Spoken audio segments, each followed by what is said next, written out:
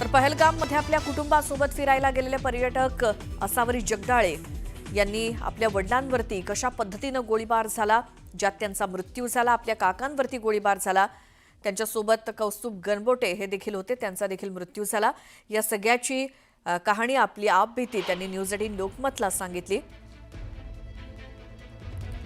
कशा गोळ्या झाडण्यात आल्या, काय प्रश्न विचारले गेले या दहशतवाद्यांकडनं, आपल्या कुटुंबासोबत त्या काश्मीरमध्ये फिरायला गेले असताना पहलगाममध्ये असताना अचानक गोळीबाराचे आवाज सुरू झाले, गोळीबाराला सुरुवात झाली आणि त्यामध्ये त्यांच्या वडिलांना आणि काकांना 3-3 गोळ्या झाडून ठार करण्यात आलं।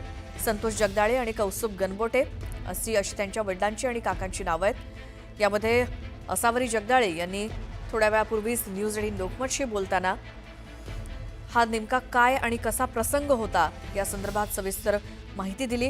हा सगळा प्रसंग सांगितला, अक्षरशः ऐकताना अंगावरती काटा येतोय अशी ही परिस्थिती या पर्यटकांवरती आलेली होती। त्यातील पुण्यातल्या असावरी जगदाळे या आपल्या वडिलांसोबत, आईसोबत, काका काकू असे हे 5 जण पर्यटनासाठी गेले होते आणि त्यावेळी त्यांच्या वडिलांवर आणि काकांवर गोळीबार झाला। यामध्ये दोघांचाही मृत्यू झालाय। तर या संदर्भात आपण अधिक बोलूयात। आमचे प्रतिनिधी पुण्यातनं अभिजित पोते आपल्या सोबत आहेत। अभिजित, हे जगदाळे आणि गणबोटे हे पुण्यामध्ये कुठे राहायला आहेत आणि ते कधी गेले होते काश्मीरला, आणि आता नेमकी काय परिस्थिती आहे, कधीपर्यंत हे सगळं कुटुंब पुण्यामध्ये परत येऊ शकतं?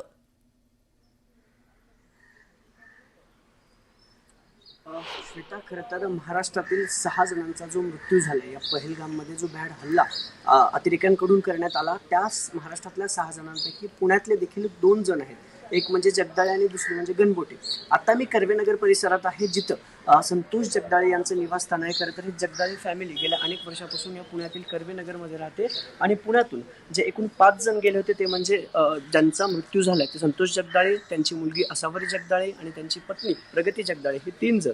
तर कौस्तुभ गणबोटे आणि संगीता गणबोटे असे 2, असे एकूण 5 जे आहेत ते इथून कर्वेनगर, आणि दुसरं जे गणबोटे परिवार आहे ते नानापेठ, पुण्यातल्या नानापेठ परिसरात राहतं। आणि पुण्यातल्या ज्या दोघांचा मृत्यू झाला ते म्हणजे संतोष जगदाळे आणि कौस्तुभ गणबोटे, ते त्यापैकी संतोष जगदाळे जे आहेत ते त्यांचं हे घर आहे, इथंच जगदाळे फॅमिली गेल्या अनेक वर्षापासून राहते।